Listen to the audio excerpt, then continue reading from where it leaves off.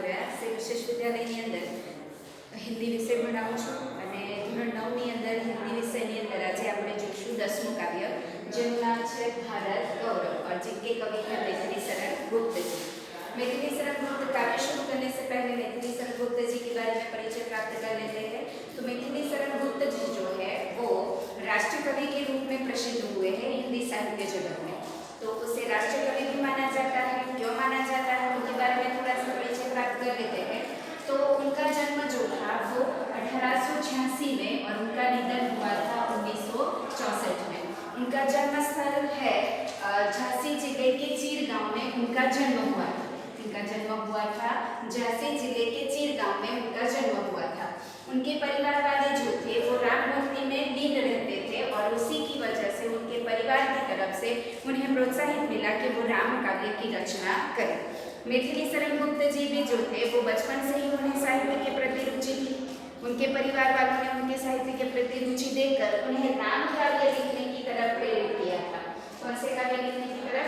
राम काव्य लिखने की तरफ प्रेरित किया था। परंतु तत्कालीन परिस्थितियों को ध्यान में रखते हुए उनकी कविताओं में राष्ट्रीय चेतना और स्वदेश गौरव की गूंज हमें सुनाई देती है।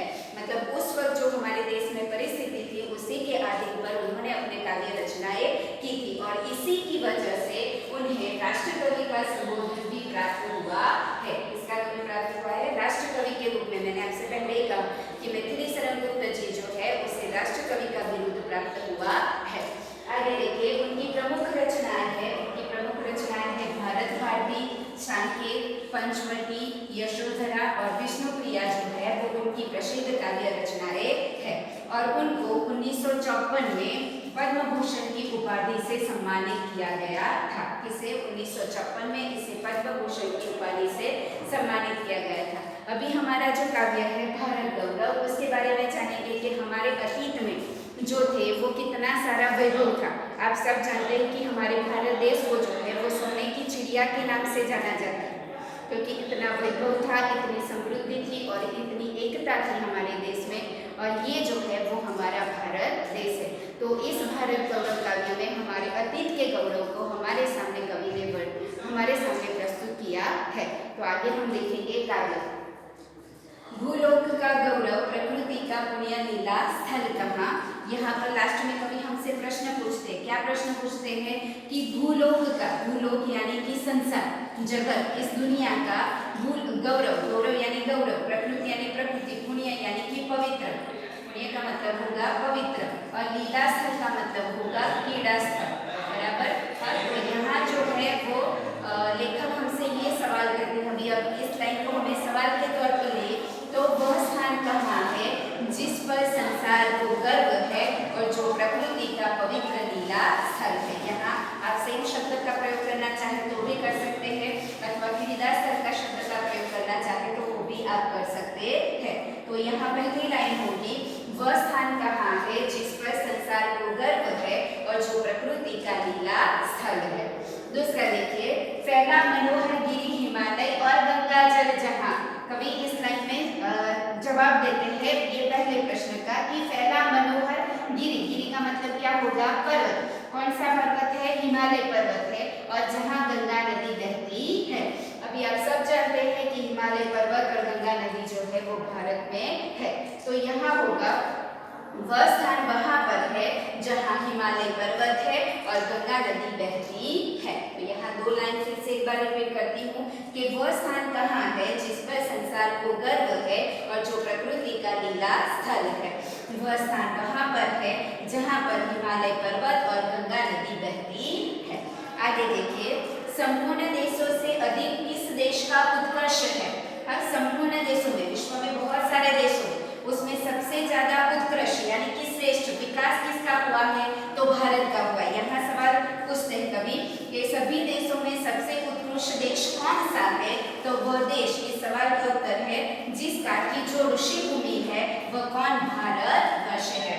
हमारी भूमियों को ऋषि मुनियों की भूमि के रूप में भी जाना जाता है और इसीलिए कवि यहाँ कहते हैं कि वह ऋषि मुनियों का देश भारत वर्ष है। तो यहाँ चार लाइनों को फिर से एक बार आपके सामने प्रस्तुत करती हूँ कि वह स्थान कहाँ है जिस पर संसार को गर्व है और जो प्रकृति पृथ्वी का लीला स्थल है। वह स्थान वहाँ है जहाँ पर हिमालय पर्वत है और गंगा नदी बहती है। सभी देशों में सबसे उत्कृष्ट देश कौन सा है? वह ऋषि मुनियों का देश भारतवर्ष है। ओके, तो यहाँ तक। उसके बाद दूसरा पैराग्राफ देखिए। हाँ, बूढ़ा भारतवर्ष ही इस संसार का सिरमौर है। सिरमौर यानी कि श्रेष्ठ, बूढ़ा भारतवर्ष। वृद्ध क्यों कहा है? क्योंकि सबसे पहला जो देश है वो माना जाता है भारत, और इसी की वजह से भारत को कवि ने क्या कहा है कि वृद्ध कहा है। तो हाँ, बूढ़ा भारतवर्ष ही इस संसार का सर्वश्रेष्ठ देश है। ऐसा पुरातन देश कोई विश्व में क्या और है? पुरातन का मतलब क्या होगा? प्राचीन। पुरातन का मतलब क्या होगा? प्राचीन। तो प्राचीन देशों के मुकाबले में विश्व में ऐसा कोई दूसरा और देश है? भगवान की बहुभूतियों का यह प्रथम भंडार है। बहुभूतियों यानी कि वैभव।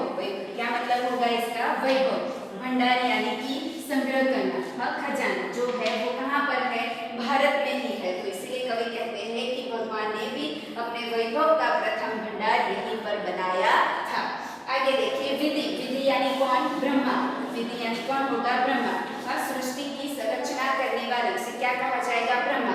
तो ब्रह्मा जी ने भी नर सृष्टि, नर यानी कि मनुष्य, मनुष्य सृष्टि का जो है वो शुरुआत कहाँ से की थी? यहीं से, यानी कि भारत से की थी। ठीक है, तो फिर से एक बार समझाती हूँ। हाँ, बूढ़ा भारतवर्ष ही इस संसार का सर्वश्रेष्ठ देश है। प्राचीन देशों में उसके जैसा देश विश्व में और कोई दूसरा नहीं है। भगवान ने भी अपने वैभव का प्रथम भंडार यहीं पर बनाया था। ब्रह्मा जी ने भी नर सृष्टि यानी कि सृष्टि का सर्जन यहीं से किया था। यहीं से मतलब कहाँ से? भारत से किया था। ओके, तो आगे देखिए उसके बाद का पैराग्राफ। यह पवित्र भूमि प्रसिद्ध है, इसके निवासी आर्य है। देखो, ये पुण्य भूमि, पुण्य भूमि का मतलब क्या होगा? पवित्र भूमि। ये पवित्र भूमि जो है वो प्रसिद्ध है। क्यों प्रसिद्ध है? क्योंकि इसके निवासी कौन थे? आर्य थे। ऐसा कहा जाता है कि सबसे प्राचीन संस्कृति जो है वो आर्य संस्कृति है। आर्यों की हम सब वंशज है, और इसी की वजह से यहाँ ने भारत में जो था वो आर्यों ने निवास किया था, और इसी की वजह से हमारी संस्कृति, हमारी भारतीय भूमि जो है वो कैसी है? पवित्र माना जाता है। विद्या, कला, कौशल्य सबके प्रथम आचार्य है। संसार में विद्या, कला और कौशल्य का ज्ञान देने वाले आर्य ही थे, जिन्होंने भारत के व्यक्तियों को विद्या, कला और कौशल्य का ज्ञान दिया था। आगे, संतान उनकी आज यद्यपि यानी कि परंतु, अधोगति यानी कि दुर्दशा में पड़ी है। अब आज उनकी संतान मतलब कौन? हम सब जो है वो अधोगति तरफ जा रहे हैं। हमारी बुरी दशाएं हो रही। क्यों हो रही है? क्योंकि हम सब जानते हैं कि टेक्नोलॉजी का इतना सारा ज्ञान हमारे सामने एक साथ में आ गया, और वो सब को ग्रहण करने की बातें हमने करी। और हम सब जानते हैं कि जितना हम तेजी से आगे बढ़ते जा रहे हैं उतना विनाश भी हमारा हो रहा है। जैसे बहुत सारी चीज़ें हैं जिसकी वजह से हमें नुकसान होता है, लेकिन फिर भी हम उसका इस्तेमाल करते हैं।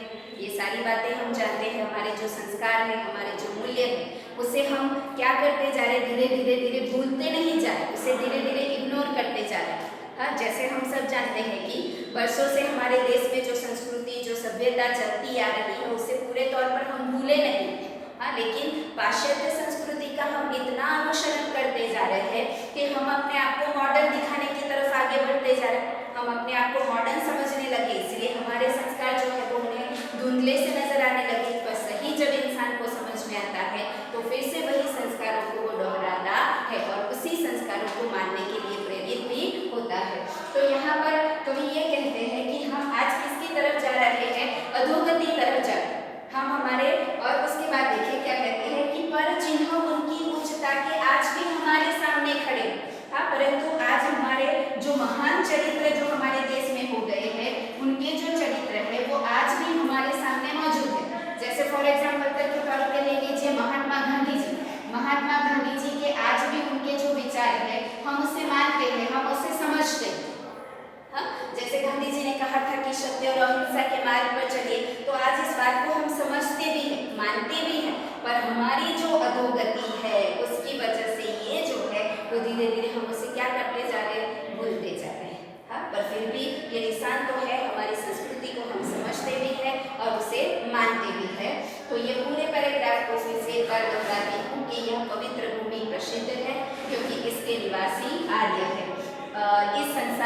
सबसे पहले इन्होंने ही विद्या, कला और कौशल्य का ज्ञान दिया था, परंतु आज उनकी संतान अधोगति तरफ जा रही है। पर उनकी उच्चता के निशान आज भी, मतलब कुछ महान चरित्रों के निशान आज भी हमारे सामने मौजूद है, खड़े हैं यानी कि मौजूद है। चलिए अब इस काव्य का आखिरी पैराग्राफ भी देख लेते हैं। वे आर्य ही थे जो कभी अपने लिए जीते नहीं थे। आर्य जो थे वो कभी अपने लिए नहीं जीते थे, वो हमेशा संसार के हित के लिए जीते थे। संसार में जो कार्य करने आए हैं उस कार्य को करके अपना जीवन सार्थक बनाते थे, और इसीलिए कवि कहते थे कि वे आर्य थे जो कभी अपने लिए जीते नहीं थे। वे स्वार्थ रत की मोह मदिरा कभी न पीते थे, वो स्वार्थी नहीं थे। हाँ, जैसे हम सब जानते हैं कि इस धरती पर बहुत सारे लोग ऐसे हैं जो स्वार्थी, जो सिर्फ अपने बारे में सोचते हैं, उसे मोह है, उसे हर संसारिक वस्तुओं से क्या है, मोह है। पर आर्य जो थे वो उसे किसी प्रकार का मोह भी नहीं था और स्वार्थ भी नहीं था, और इसी की वजह से कवि यहाँ कहते हैं कि वो स्वार्थ रत की वो कभी मदिरा पीते नहीं थे। वो संसार के उपकार हित जन्म लेते थे सभी। वो क्या करते थे, वो संसार के हित के लिए ही, उपकार करने के लिए ही वो सभी जन्म लेते थे। तो फिर वह निश्चेत, निश्चित यानी कि निष्क्रिय, निश्चित का मतलब क्या होगा, निष्क्रिय, तो फिर वह निष्क्रिय होकर कैसे बैठ सकते हैं सभी। हाँ, तो यहाँ पर पैराग्राफ को फिर से एक बार कहती हूँ। वे आर्य ही थे जो कभी अपने लिए जीते नहीं थे, वे कभी स्वार्थ की मदिरा पीते नहीं थे, वो संसार के हित के लिए ही जन्म लेते थे, तो फिर वह निष्क्रिय होकर कैसे बैठ सकते हैं। हाँ, तो यहाँ पर देखिए कि ये काव्य का भावार्थ मैं फिर से आपको एक बार समझा देती हूँ, फिर से उसी की तरह बोल जाती हूँ। तो वह स्थान कहाँ है जिस पर संसार को गर्व है और जो प्रकृति का लीला स्थल है, वह स्थान वहाँ पर है जहाँ पर हिमालय पर्वत है और गंगा नदी बहती है। सभी देशों में से सबसे उत्कृष्ट देश कौन सा है, वह ऋषि मुनियों का देश भारतवर्ष है। हाँ, बूढ़ा भारतवर्ष ही इस संसार का शिरमोर है। ऐसा प्राचीन देश विश्व में दूसरा और कोई नहीं है। भगवान ने भी अपने वैभव का प्रथम भंडार यहीं पर बनाया था, और ब्रह्मा जी ने भी सृष्टि का विस्तार यहीं से किया था। यह पवित्र भूमि प्रसिद्ध है क्योंकि इसके निवासी आर्य है, जिन्होंने ही सबसे पहले इस संसार में विद्या, कला और कौशल्य का ज्ञान दिया था। परंतु आज उनकी संतान अधोगति तरफ जा रही है, पर फिर भी कुछ महान चरित्रों के निशान आज भी हमारे सामने मौजूद है। वे आर्य ही थे जो कभी अपने लिए जीते नहीं थे, वे कभी स्वार्थ की मदिरा पीते नहीं थे, वो संसार के हित के लिए ही जन्म लेते थे, तो फिर वह निष्क्रिय होकर कैसे बैठ सकते हैं। तो इसी तरह आर्यों की तरह हमें भी अपने देश के लिए, अपने समाज के लिए कार्य करना चाहिए। सिर्फ इंसान है स्वार्थी, भले ही अपने लिए जिए, पर हमारे देश के लिए भी कुछ करना चाहिए। तो यहाँ तक सभी हमारा जो कार्य है वो पूर्ण हुआ, सभी को समझ में आ गया होगा। Thank you very much. Vande Mataram.